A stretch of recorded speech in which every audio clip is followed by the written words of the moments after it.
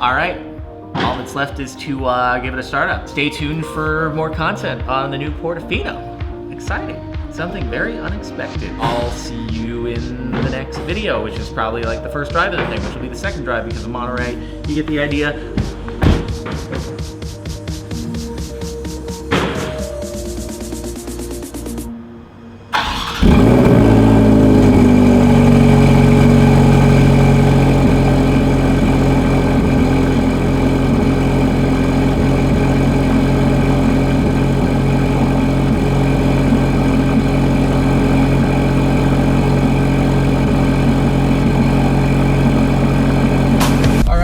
Jumping right into it with the second video, driving off the lot here. Let's go. New car, Portofino.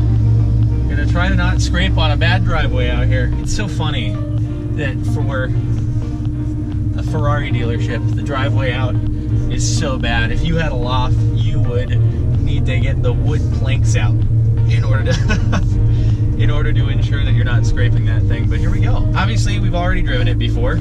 My hat is definitely hitting the roof here, but it's a little bit cold to bring down the top. It's been brisk here in LA the past few weeks, so you're not honking at me, I promise. We're throwing it straight into manual, even though we're just going to be sitting in traffic most of the time. I mean, it's just like, the turbos don't sound bad by any means. We have the AC on, I can't even tell. Dude, that's windows down. Shifts are quick. This might all be like repeats of stuff that you heard from me at Monterey. The steering is very light though in comparison to the 458. Like I can almost one finger this if I needed to. So for driving around the city in traffic, oh yeah, it's just the steering is so soft. Not in a bad way though. I can still get some feel out of it, but it's definitely far more akin to like the Mercedes in terms of how compliant it is. I mean, I guess we're going to be talking more about like practicality features in this case because of how I'm driving it around the city here. It's got 2 levels of blinker presses now, which is kind of nice. So you can do just like a half press on it and it does like a lane change kind of thing, and if you press all the way it just stays solid until you disable it again. So that's kind of nice. It's kind of like the Ford GT. The GT, you do a quick press and it just flashes a couple times. You press and hold and then it stays on like your normal blinker would if you just had a stock over on the left. So that's kind of nice. It was always a bit of a trick, honestly, dealing with the blinkers in the 458. I would often not realize that I didn't turn it off, and I'd be like, oh god, I've had my blinker on for the past 30 seconds. People must think I suck at driving. So I think that'll be less of an issue in this car, which is nice. Music, it has Bluetooth. Oh my god. I'm so happy because I've been driving without any sort of music in the 458 for a real long time now. Probably like a year since the whole frickin' adapter crazy setup I had stopped working.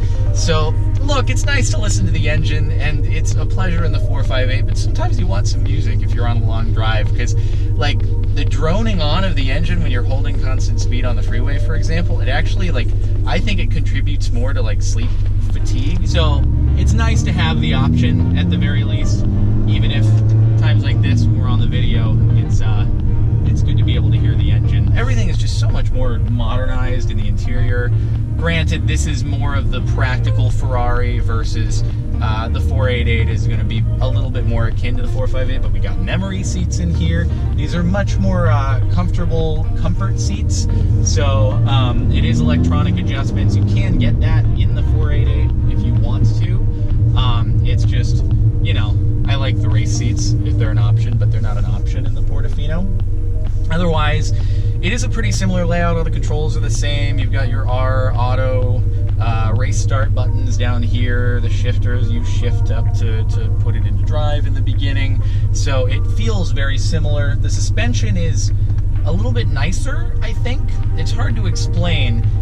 You get similar road feel, but it just feels a little bit more compliant, absorbs bumps. You still have the button over here that you can toggle the suspension settings, and it is just, it's a godsend on LA roads. Every time I start the car, my standard procedure is hit the comfort suspension, turn off the automatic, so I'm using the paddles, and go from there.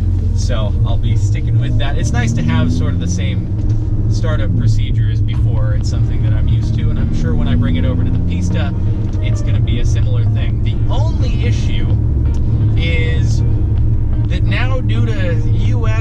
regulations and fuel economy and stuff, I have to hit this button up here apparently every time I start the car, like I did with my early CLS 63 that it was the first nice car I got back in 2012. Every time had to turn off the auto stop start. Now that's made its way all the way into the Ferraris. It's kind of disappointing, but there's nothing that you can do. Ferrari, I'm sure, was like, God dang it, we have to put this in now, really? Even we can't escape from it? You think anyone buying a Ferrari is really concerned about their fuel economy? I would do a quick acceleration of it here, except that we're about to be passing a school, so I'm gonna not do that. I'll hold up my good reputation as a courteous driver who doesn't do silly, stupid things. We stay well within the rules of the road. We're approaching a speed bump right now. I don't have a suspension lifter in this car, but I was told by my sales guy it's got a little bit more clearance than the 458 even, which the 458, even without the lift, phenomenal ground clearance.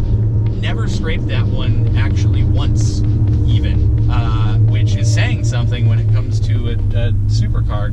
I've scraped the GT3 RS a few times and there's just nothing I can do. It's not even going into driveways. It'll be on like a slight unevenness in the road. It's like, oh, there's the front bit, but fortunately it's, you know, the plastic on that doesn't really matter. This is bodywork. You don't want to scrape it, so just keep on taking driveways at angles and we should be all right. Shouldn't be too much of a problem or anything. Still haven't gotten much of a chance to show any acceleration here, and I might not because I'm just heading straight from dealership back home. But in any case, this is the first drive, the practical review when you're driving in normal LA traffic. The interesting thing though is that this is almost like the Ferrari equivalent of a daily driver. In fact, this is probably more daily drivable than the GT3 RS is in terms of practicality and the suspension. It's so much softer than the GT3 RS. The steering is, here we go.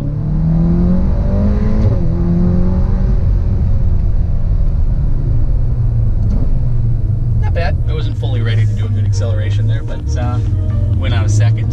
Sounds nice. That was with windows up. You get good sound. Just imagine I could drop the top on this thing.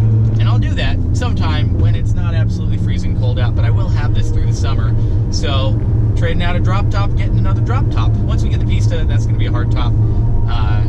Which I'm fine with, honestly. To be completely honest, one of my main interests in getting the Spider was, oh, it'd be nice to have the option to have a drop top. What I found is, oftentimes it's either too cold, which it is right now, or you'll have the sun beaming down on you, and if you're me, you're going to get sunburned. And then it gets too hot, so it's kind of fickle. You're oftentimes like, oh, it's a beautiful day out, and then you're like, wow, I'm getting sunburned, it's really hot. So it's definitely more of a novelty than something that I was like genuinely enjoying as a feature. There are times, don't get me wrong, when it's absolutely perfect. If it's the perfect kind of weather day, going down PCH, but otherwise you're like, oh, I'm cold, oh, I'm burning. Also though, when the roof was up in the 458, that is actually something I'm really noticing about this. There's a lot of noise. It's like the joints in the whole roof mechanism, maybe they shifted around a little bit. I'm not hearing any of that with this car, and that's actually really impressive to me. It's like they really improved the hardtop. And I don't know, we got a GT2 RS over on the other side there. That's pretty dope. Anyway, yeah, there's like no road noise. It's very quiet, which is awesome. It definitely feels a lot more solid. You kind of expect in a supercar that you're gonna get just lots of creaks and rattles and all that sort of stuff. And even going over the uneven roads here, it's not bad. I'm not hearing any of the squeakiness, especially that I would get in the 458. It's much more akin to the GT3 RS, and that the GT3 RS, I don't get any sort of squeaks, rattles, and that could do a lot with, like, it's a lot softer of a ride in this car, and this chassis probably has a bit more flex to it. So it's less likely we're gonna get wheels coming off the ground going into driveways in this, as opposed to the GT3 RS, where like I take a driveway over even the tiniest, slightest angle, and we're getting one wheel off the ground at the very least. It's like a dog that's about to pee on a fire hydrant, is the way I think of it. Which now you're just judging me for that comparison, but sorry. In comparison to the 458, just going low speed here, kind of bumper to bumperish, the transmission is so much better.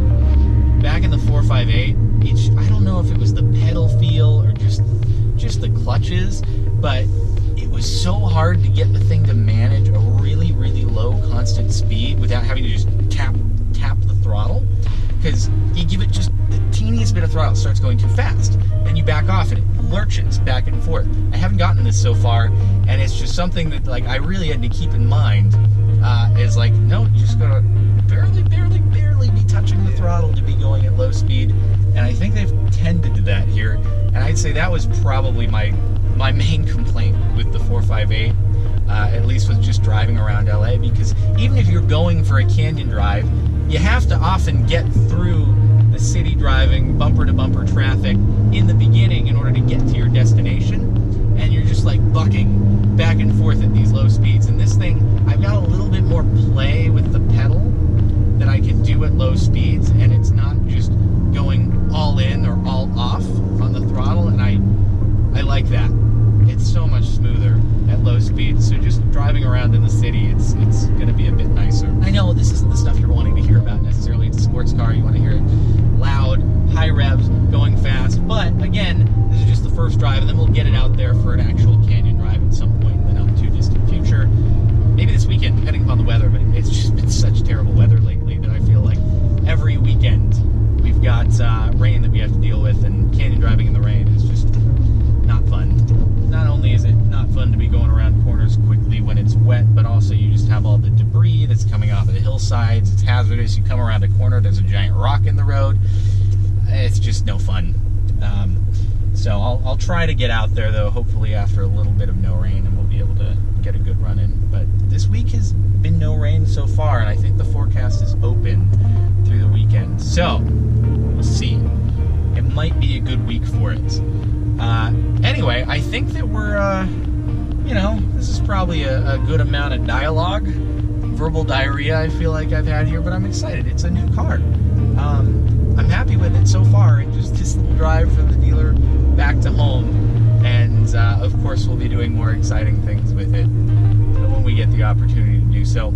I don't know that I'm going to end up tracking it, simply because I'm probably going to have it for 6-7 months, and just, we're going to keep it in good condition, hit up the canyons, but I think we'll keep it off the track, especially because when it comes to track driving, I would take the GT3 RS on track over this. So that's just a car that's, made for the racetrack. So anyway, we'll wind this video down here. Exciting though. Hopefully you've enjoyed. Thanks for watching. Make sure to like if you liked. Check out the playlist if you want to catch other car videos. If you want to see me taking not delivery, but just picking it up at the dealership. That's the last video, so you can check that out and subscribe for more car content going on into the future. There's so much now. There's this. We got more Ford GT stuff to do. GT3 RS. The 600 LT is coming. More build stuff with that. Building the Pista. It's just like non-stop. Oh my God. Didn't expect any of this to be happening. So, but hey, lots more content. Lots of content. Dude, it's so compliant though. It's just in bumper to bumper. It's so nice and easy. 458 was like lurching all over the place. Didn't like low speeds. Anyway, sorry, I digress, but I'm marveling at how much more compliant this is at low speeds. Anyway, that's it. Thanks for watching. See you next time.